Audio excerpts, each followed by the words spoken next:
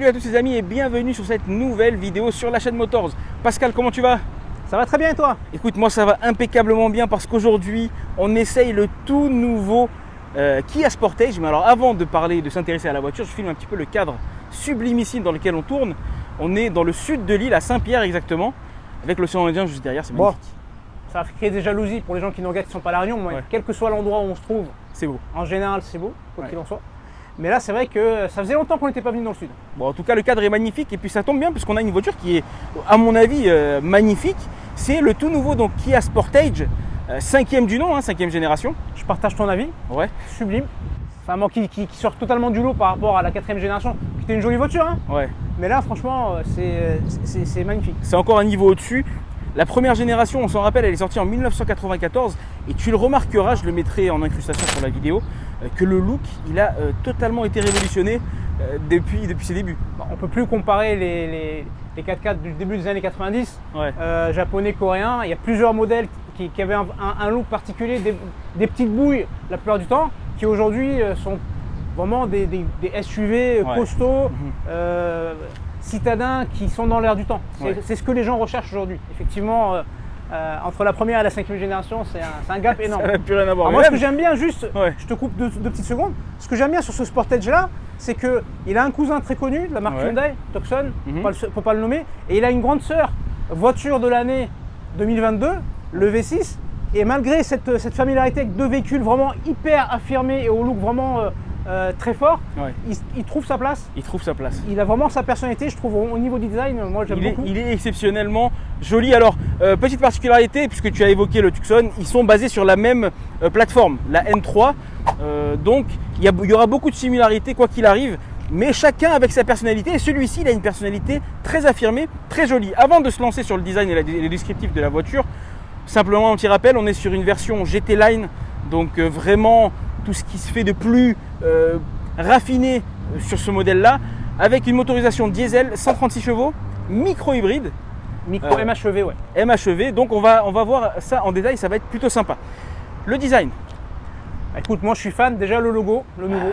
tout nouveau logo. Je trouve que les nouveaux logos Comme sur ma tête. des constructeurs sont très jolis ces derniers temps.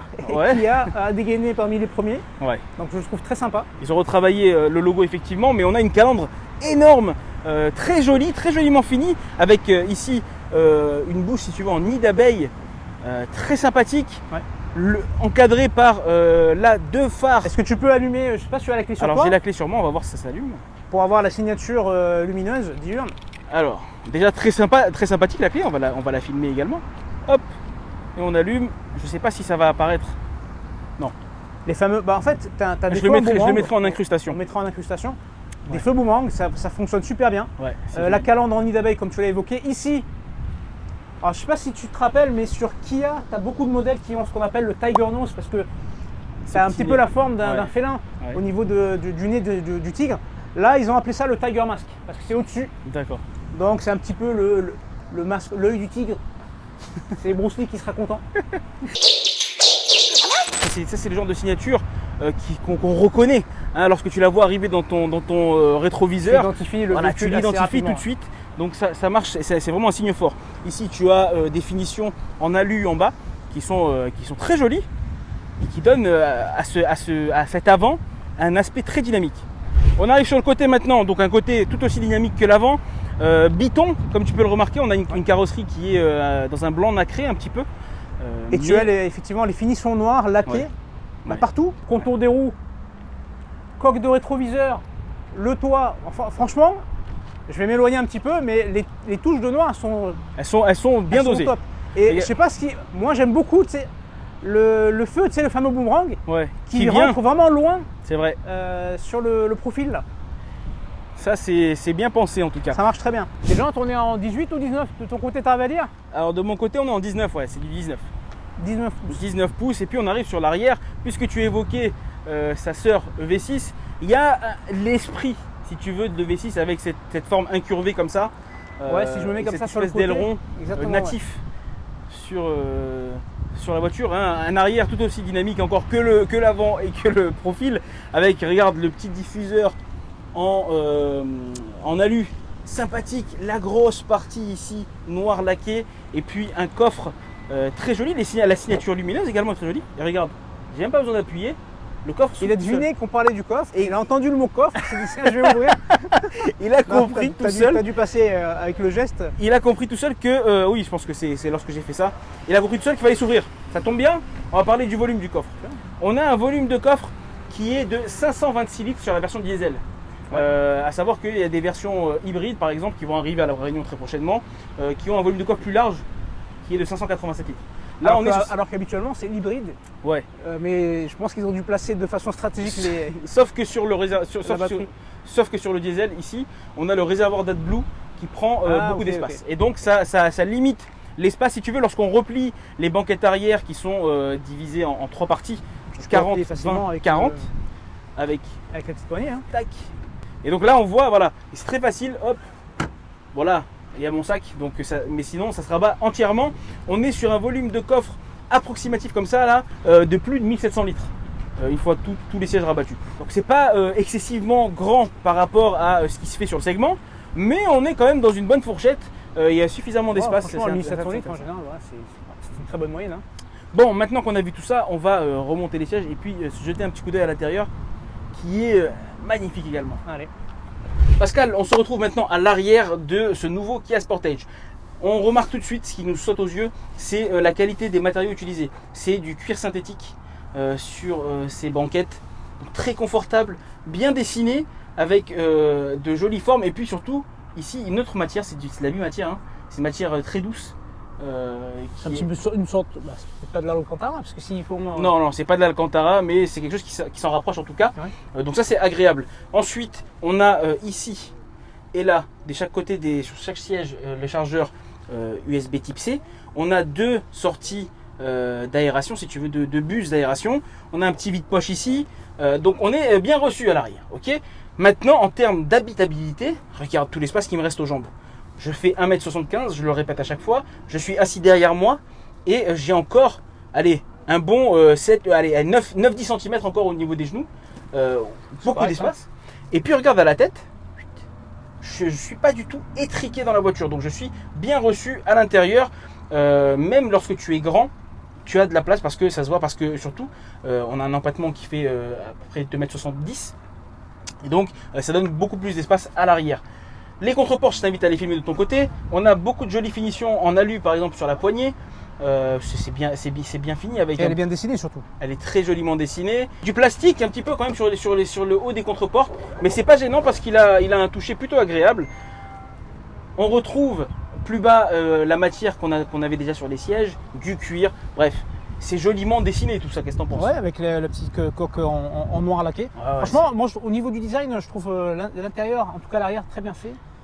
Les finitions, là tu as les 3 appuis-têtes qui sont, à mon avis, je sais pas, tu me confirmeras, ils sont confortables. Assez confortables. Mais en tout cas, à l'arrière, moi je valide. À l'arrière, on est bien. Je vais pas essayer, mais je valide. Regarde, surtout, il y a beaucoup de place ici. Pour 3 personnes. Bon, le tunnel, il est pas très haut, hein, franchement, on peut poser les pieds dessus, c'est pas super gênant. Mais voilà, il y a 3 places ici. Petit repose-coude avec 2 porte-gobelets. Bref. On est bien reçu à l'arrière. Est-ce qu'on est aussi bien reçu à l'avant? On va vérifier. Bon Pascal, je vois que tu m'attendais. J'ai pris de l'avance, j'ai filmé le siège. Tu passes à l'intérieur. Ah, les sièges, ils sont incroyables ces sièges. Ils sont très accueillants en plus, très confortables, donc tout bénef. Que demande le peuple? Que demande le peuple? Alors on est à l'intérieur. Je te disais, l'extérieur, il y a une vraie révolution stylistique, mais à l'intérieur également, il y a beaucoup d'évolution en termes, déjà, regarde devant moi, on a une planche de bord totalement nouvelle, moderne, avec cette dalle numérique à double écran. C'est impressionnant, en fait, c'est énorme. Le passage de la 4e génération à la 5e génération avec ce type de dalle, c'est-à-dire que là tu prends un coup de premium avec c'est impressionnant. Une vraie montée en gamme, c'est clair. C'est fou. Enfin, les 2 écrans, c'est 12 pouces, tu m'as dit tout à l'heure. Chaque écran fait 12 pouces. Donc on a un écran d'instrumentation full numérique avec toutes les informations qui s'affichent, on le verra tout à l'heure lors de la conduite, 12 pouces. Et puis un écran d'infodivertissement également qui fait 12 pouces avec cette forme incurvée.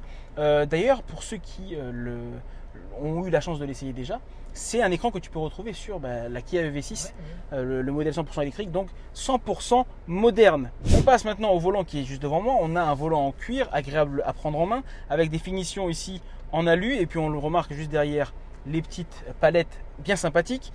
Cette voiture, elle est full équipée en termes d'aide à la conduite, etc. Tout ça, on peut le gérer à partir de cette partie droite du volant, et à la partie gauche, tu as toutes les touches qui vont t'aider à naviguer dans le système d'infodivertissement. Ensuite, tu le remarques, on est dans un intérieur qui est très accueillant, très jolie finition. Ici, regarde, là, c'est du cuir. C'est pour ça que je te parlais de avec premium, des surpiqûres. de premium tout à l'heure, mais Ouais. pas juste au niveau de l'écran, quoi. C'est-à-dire que surpiqûre, toucher extrêmement agréable pour les matériaux. Ouais. Ce look avec tu sais, le noir laqué, je trouve que ça va très très bien. Ouais. Le fameux alu qu'on a vu tout à l'heure sur la poignée arrière, tu as la même en avant. Ici, On est très bien reçu à l'intérieur, et je pense que les propriétaires de ce genre de véhicule ne vont pas s'en plaindre. Regarde cette partie-là, ça c'est intéressant.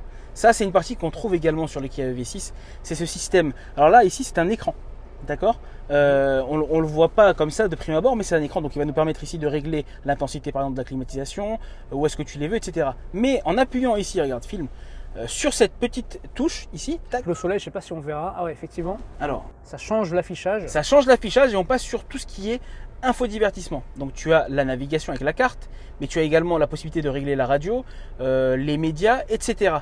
C'est très malin en fait. On profite d'un seul espace Ouais. pour une double utilisation. Il suffit simplement de basculer avec la petite touche là. La petite touche là. Et puis en plus, regarde, là tu vois ici qu'il est inscrit volume lorsqu'on est en mode, tu sais, là c'est pour augmenter et baisser le son de la radio. Mais lorsque tu passes sur la ventilation, là ça devient un bouton qui a une toute autre utilité. C'est pour régler la température. Tu vois, Non, c'est malin, c'est très malin. Maintenant, on va s'intéresser à l'écran d'infodivertissement. Donc, comme je te disais, 12 pouces, fluide d'utilisation. On peut se balader sans problème dedans. Compatible Apple CarPlay, Android Auto, bien évidemment. Regarde, là, en plus, on peut choisir si tu as envie d'écouter un petit peu des clapotis de vagues. Franchement, c'est du clapotis du vague. Tout la fenêtre. Hein. Ouais, c'est pas faux. Mais pour ceux qui habitent en plein centre-ville, dans les grandes villes, ils n'ont pas forcément ça. Donc, tout est facile à utiliser. C'est fluide, c'est très connecté. Donc, c'est agréable. Ici, tu as les rangements. C'est un chargeur à induction, d'accord, avec toute la connectique nécessaire. Tu as cette dalle ici en noir laqué. Alors le noir laqué, il a sa limite quand même. C'est joli, c'est pimpant, mais c'est vrai que ça marque très vite en termes d'empreinte digitale. Ça salit très vite. C'est clair que quand tu vas mettre tes doigts. Voilà, tu vois. C'est pas forcément esthétique, mais bon, ça donne, ça premiumise si tu veux l'intérieur de cette voiture. Ici, tu as les boutons de commande de la boîte, donc c'est une molette, hein, très simple à utiliser. Et agréable au toucher en plus là. Ensuite, tu as ici le sélecteur de mode de conduite. Alors, il faut savoir qu'il y a 3 modes de conduite. Tu as le mode, alors je vais les filmer, hop.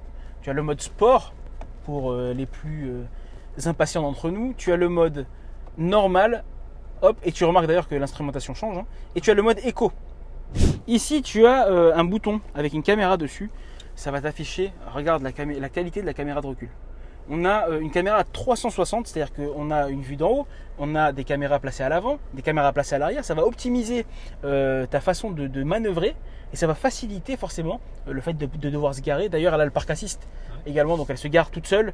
Mais ce que je veux dire, c'est qu'avec cette caméra 360 degrés, tu as une vue sur tout l'ensemble de ton véhicule et ça, c'est vraiment une plus-value. Les porte-gobelets avec beaucoup de rangements ici, le vide-poche, un grand réceptacle très profond en plus, et puis le fameux accoudoir que moi j'adore. Et franchement, en termes de place, passager, regarde ce que j'ai comme place à l'avant.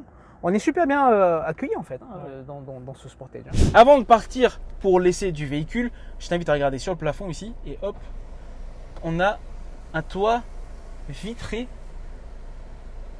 Est-ce qu'il est totalement ouvrant? Alors il est totalement ouvrant, du moins la première partie, ça c'est clair. Mais voilà, ça c'est vraiment agréable. Ça c'est à La Réunion, c'est une vraie plus-value d'avoir quand même ce toit ouvrant. Partout, hein, même je pense que dans le nord de la France, au printemps et l'été, ça doit être plutôt appréciable. Bon, on va refermer ça parce qu'ici quand même le soleil tape fort. On prend la route et on va voir ce que ça donne en pratique. Allez, go.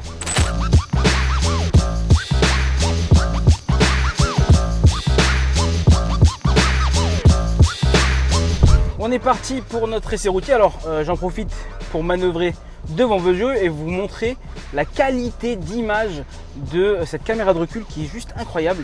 En plus, comme je vous l'ai dit, c'est une caméra 360 degrés, donc on a également la caméra à l'avant et puis vue d'en haut pour faciliter vos manœuvres. Alors on s'engage tranquillement sur la route et on est parti pour notre essai du nouveau Kia Sportage.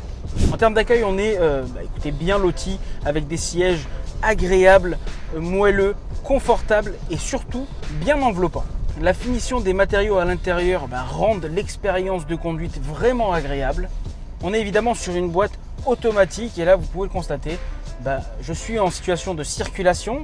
Saint-Pierre oblige, ça ne roule pas très bien et pourtant écoutez, moi je suis à l'aise dans ma voiture, j'ai pas d'effort particulier à faire, je vis mon trajet totalement pépère, je me laisse guider et la voiture m'emmène sans problème. Alors pour rappel, le Sportage c'est un des modèles phares du constructeur sud-coréen et donc il fallait pour cette nouvelle génération proposer quelque chose de révolutionnaire et qui soit adapté à son temps. C'est ce qu'on a clairement avec ce véhicule puisqu'il est bardé d'électronique, beaucoup d'aides à la conduite qui sont aujourd'hui vraiment un vrai plaisir à utiliser.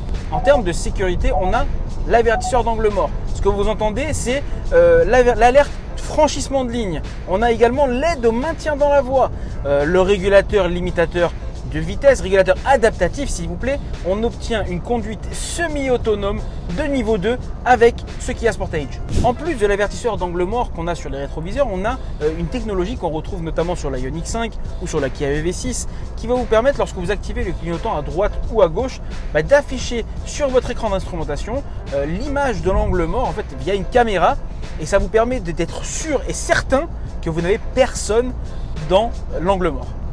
Petite démonstration, voilà, là la voiture m'avertit, ok on peut y aller, hop la caméra me montre qu'il n'y a bien personne et on y va. Et je vais refaire la même chose sur le côté droit maintenant, hop côté droit, la caméra s'affiche, le scooter je le vois, il est bien loin et derrière, on regarde dans le rétro et on se rabat. Comme je vous le disais lors de la présentation, on a une micro-hybridation. Ça va être intéressant lors des phases d'accélération, lors des phases de démarrage, où la voiture va avoir un petit coup de boost supplémentaire, non négligeable, et c'est plutôt appréciable. L'écran d'instrumentation qui est full numérique, je le rappelle, 12 pouces, il est plein d'informations utiles, notamment par exemple la lecture des panneaux de signalisation, on a le compteur kilométrique, on a la jauge à essence, bref, toutes les informations nécessaires à votre conduite. L'expérience de conduite, parlons-en. Pour rappel, on a un moteur 1,6 litre diesel qui développe 136 chevaux pour un véhicule qui pèse tout de même plus d'1,5 tonne. Ce qui fait que parfois on peut ressentir peut-être un petit manque de dynamisme. Alors certes, on a un mode sport qui vient justement pallier à cette petite carence, mais de manière générale, on a quand même un véhicule qui se conduit très facilement, qui est agréable à conduire. Lorsqu'on a besoin de dépasser un petit coup sur la pédale, il dépasse. Alors certes, on n'aura pas la même puissance ou le même dynamisme que sur les versions hybrides rechargeables qui devraient arriver d'ici quelques mois à la Réunion, mais c'est déjà franchement pas mal. Sur la version qu'on a aujourd'hui, donc la GT Line, ils nous ont vraiment gâté en termes de sono puisque c'est du Harman Kardon, excusez du peu, qui équipe cette voiture. Le Kia Sportage est vraiment à l'aise dans toutes les situations. Tout à l'heure j'étais sur la 4 voies, là je suis sur des petites routes de centre-ville et franchement malgré son gabarit qui fait plus de 4,50 m de long avec une largeur d'1,86 m, il n'éprouve aucune difficulté, il se faufile partout, il est vraiment fait pour la ville ce véhicule. Lorsqu'on est dans des situations comme ça où c'est très embouteillé, ça roule mal, il fait chaud, alors en plus d'avoir une climatisation qui diffuse un air plutôt agréable, on a également sur cette finition des sièges ventilés qui vont nous permettre d'avoir un rafraîchissement directement dans le dos. Franchement, on est bien. Le Kia Sportage vous accompagne vraiment dans tout. Par exemple, là, si par exemple je suis un petit peu distrait, je suis dans la circulation, je m'ennuie et j'oublie qu'il faut partir, et bien regardez, la voiture de devant part et le véhicule m'avertit que le véhicule de devant s'éloigne et qu'il est temps peut-être de se concentrer sur la route pour repartir. Because I got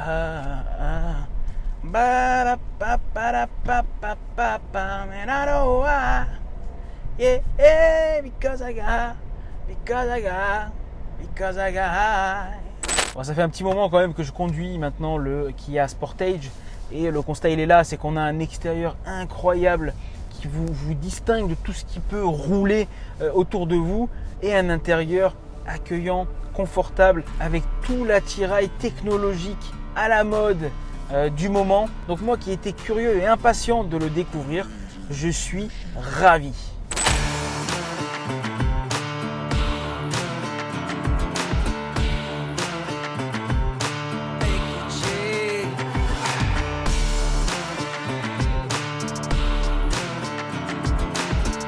Pascal, on se retrouve à la concession Kia de Saint-Pierre avec notre véhicule d'essai. Mais avant de parler du véhicule d'essai, jette un petit coup d'œil juste derrière.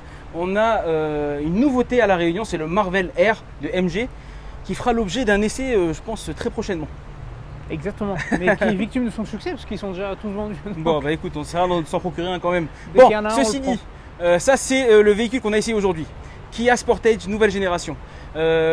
J'ai beaucoup plus conduit que toi, on va le dire. Ouais. Donc je vais plus donner mon avis moi. Mais déjà esthétiquement, qu'est-ce que t'en penses toi de ce nouveau? Bon, moi de toute façon c'est ce qu'on a dit depuis tout à l'heure. Hein. Moi je suis fan de cette esthétique. Ouais. Je trouve que c'est très réussi. C'est un véhicule qui doit se démarquer sur un marché qui est très concurrentiel. Où la concurrence est rude. Ouais. Et même esthétiquement, tout le monde a fait de gros efforts ces dernières années. Ouais. Et voilà, il tire son épingle du jeu. Donc moi je suis fan. Bah écoute, moi je suis tout à fait d'accord avec toi sur le design. Il est révolutionnaire et ça marche très bien. En termes de conduite, le véhicule est très confortable. On est très à l'aise dedans. Tout l'équipement multimédia, les aides à la conduite, l'équipement de sécurité, tout fait que tu es bien à bord du nouveau Kia Sportage et sa conduite elle est plaisante. Le petit moins, j'ai envie de dire, sur cette version, c'est son moteur qui fait 136 chevaux. Ouais. C'est peut-être un petit peu juste, ça manque un petit peu de dynamisme. Bah, c'est un gros gabarit. Hein. C'est un gros, justement, c'est parce que c'est un gros gabarit que ça manque un petit peu de dynamisme. Petit dynamisme que tu retrouves bien sûr avec le mode sport, mais surtout sur les versions hybrides et hybrides rechargeables qui vont arriver très prochainement, 180 et plus de 200 chevaux. Là, ça ne sera pas la même. Il y aura de quoi faire, mais déjà, il est très plaisant à prendre en main. On va désormais aborder le prix de ce véhicule d'essai. Alors, il faut savoir qu'à La Réunion, pour l'instant, on a 4 niveaux de finition. Ouais. On a la finition First, on a la finition Motion, la Active et la GT Line.